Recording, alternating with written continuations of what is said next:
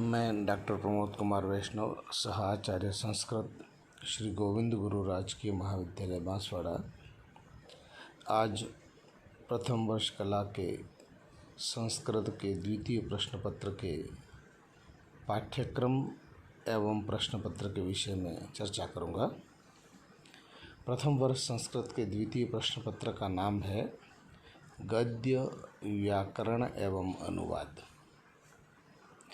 गद्य के अंतर्गत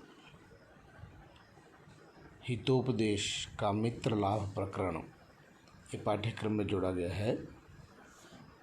पंडित नारायण विरचित हितोपदेश कथा साहित्य के महत्वपूर्ण ग्रंथों में से है। इसकी अधिकांश कथाएं विष्णु शर्मा के पंचतंत्र नामक कथा साहित्य से ली गई है।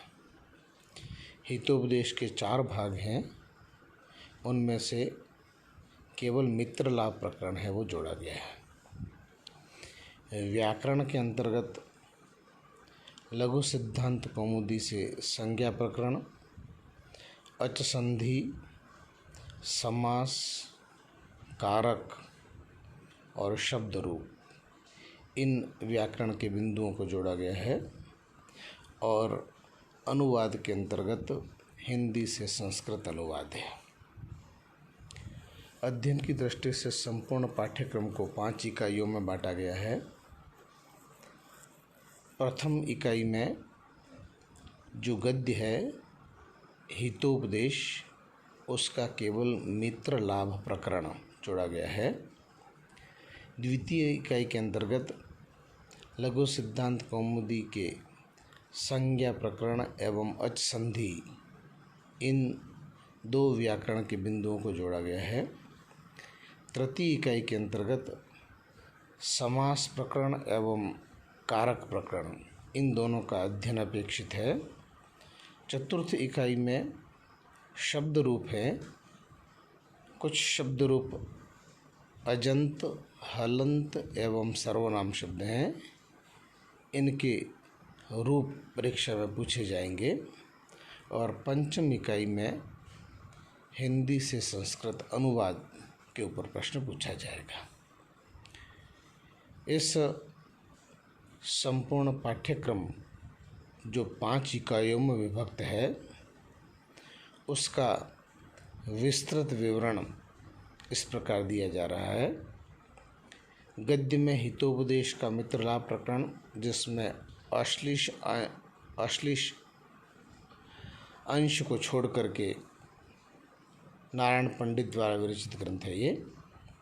व्याकरण में लघु सिद्धांत कौमुदी में संज्ञा प्रकरण में जो 14 सूत्र हैं वह, और अच संधि, स्वर संधि के संपूर्ण भेदों के साथ में सूत्रों का अध्ययन। समास प्रकरण में अव्ययीभाव, तत्पुरुष, कर्मधारय, द्विगु, बहुब्रीहि एवं द्वंद्व समासों का उदाहरण और सामान्य परिचय। कारक प्रकरण के अंतर्गत निम्नांकित जो कारक हैं इनके सूत्र: कर्तुरीप्सिततमं कर्म, अकथितञ्च अधिशिंस्थासां कर्म, उपानवद्यांगवशः, कालाद्वनुरत्यंत संयोगे, साधकतमं करणम, अपवर्गेस्तृतीया, सहयुक्ते प्रधाने, येनांग विकारः, इत्थं भूतलक्षणे, कर्मणा यम विप्रेति सह संप्रदानम, रुच्यार्थानां प्रीयमाणः, धारेरुत्तमर्णः, क्रुद्रेहेर्ष्यासूयानां यम प्रतीकोपः, तादर्थ्ये चतुर्थी वाच्या, नमः स्वस्ति स्वाहा स्वधा अलम वश्रयोगाच्च, ध्रुवमुपायपादानं, भित्रार्थानां भयहेतु, वारणार्थानामीप्सितम्, आख्यातोपयोगे, जनिकर्तुः प्रकृतिः, भुवः प्रभवश्च, दुरान्तिकार्थेभ्यो द्वितीया च, पृथग्विना नानाभिस्तृतीयामन्यतरस्यां, षष्ठी शेषे षष्ठी हेतु प्रयोगे कर्तृकर्मणोः प्रति तुल्यार्थे रतुलनोपमाभ्यां तृतीयामन्यतरस्याम् आधारोऽधिकरणं सप्तम्यधिकरणे च यस्य च भावेन भावलक्षणं षष्ठी चानादरे यतश्च निर्धारणम्। ये कारक प्रकरण के कर्म कारक से लेकर अधिकरण कारक तक के जो सूत्र हैं महत्वपूर्ण, उन सूत्रों की सोदाहरण व्याख्या अध्ययनार्थ जोड़ी गई है। शब्द रूप में सर्व शब्द, विश्व, इदम, अदस, तत्, यत्, एतद सर्वनाम शब्द एवं 1 से 10 तक के संख्यावाची शब्दों के तीनों लिंगों एवं सभी विभक्तियों के रूप, ये सर्वनाम शब्द और संख्यावाची शब्द हैं। इसके अतिरिक्त मात्र, पित्र, आत्मन, धनुष, वधु, स्त्री, नामन, भगवन, विद्वस, राजन, भवत, पुमान, वेधस, सरित, वाच एवं दीक्ष शब्द है। ये 7 विभक्तियों में, तीनों वचनों में इनके रूप है वो पूछे जाएंगे। तीसरा अनुवाद है जिसमें हिंदी से संस्कृत है, उसमें 20 वाक्य दे करके किन्हीं 10 वाक्यों का हिंदी से संस्कृत में अनुवाद पूछा जाएगा। प्रश्न पत्र की दृष्टि से पाठ्यक्रम को 3 खंडों में विभाजित किया गया है। उन तीनों ही खंडों में प्रत्येक इकाई से प्रश्न पूछे जाएंगे। प्रथम खंड अति लघुतरात्मक प्रश्न लिए हुए है। 20 अंक निर्धारित हैं इसके लिए और 10 प्रश्न पूछे जाएंगे। अधिकतम 50 शब्दों में उत्तर देना है इनका।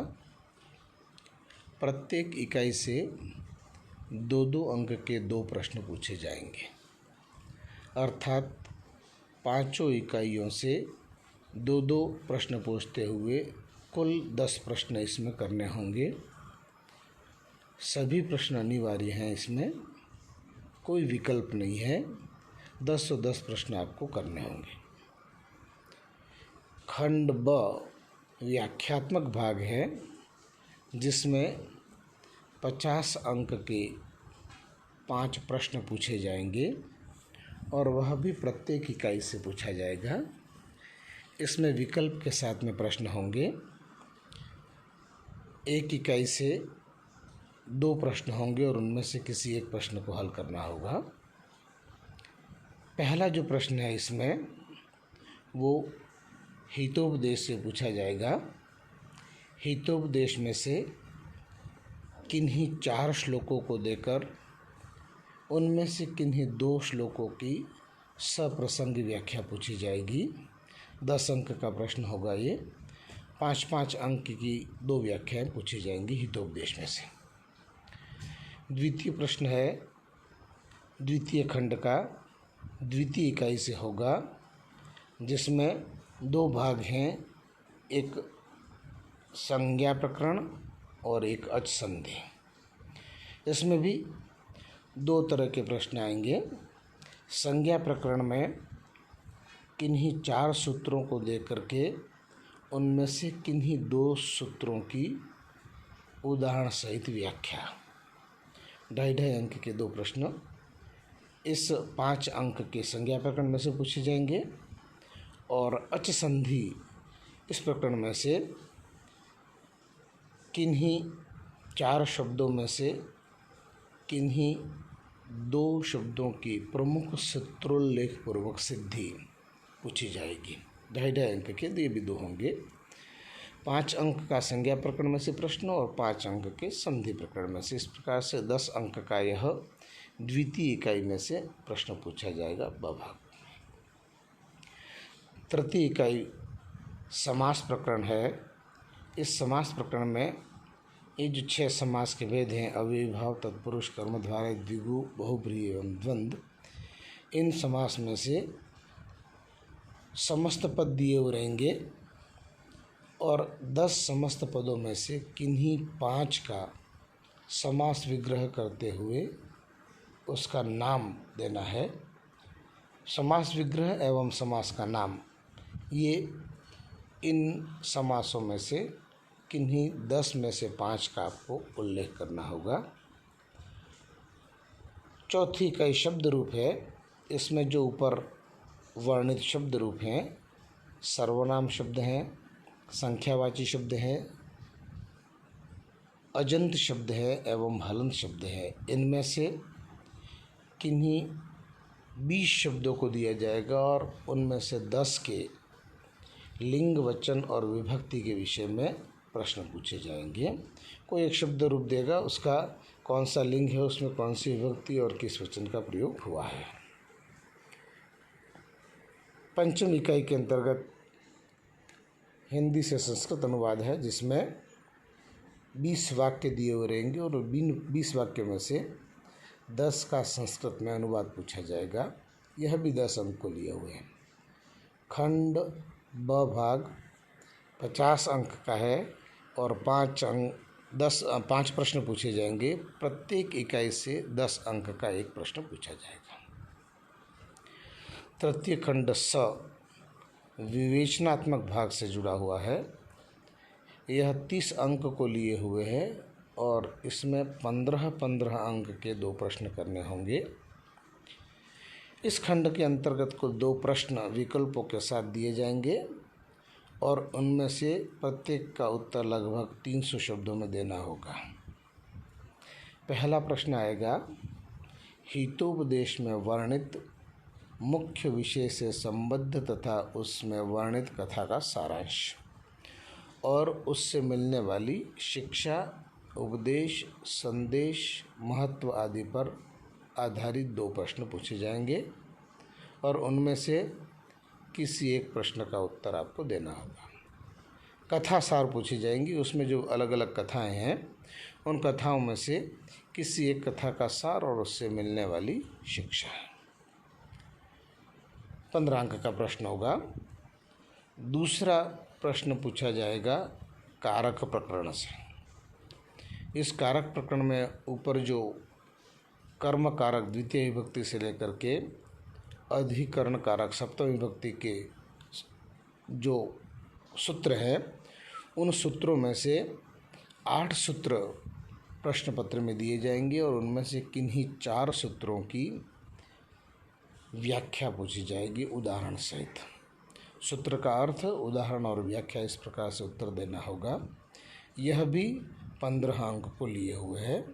इस प्रकार द्वितीय प्रश्न पत्र 5 इकाइयों में और प्रश्न पत्र की दृष्टि से खंड अ, खंड ब और खंड स 3 भागों में विभक्त है। खंड अ में 20 अंक के 10 प्रश्न सभी अनिवार्य हैं। खंड ब में 50 अंक के 5 प्रश्न प्रत्येक इकाई के साथ विकल्प के साथ में पूछे जाएंगे और खंड स में 15-15 के अंक के 2 प्रश्न विकल्प के साथ में पूछे जाएंगे।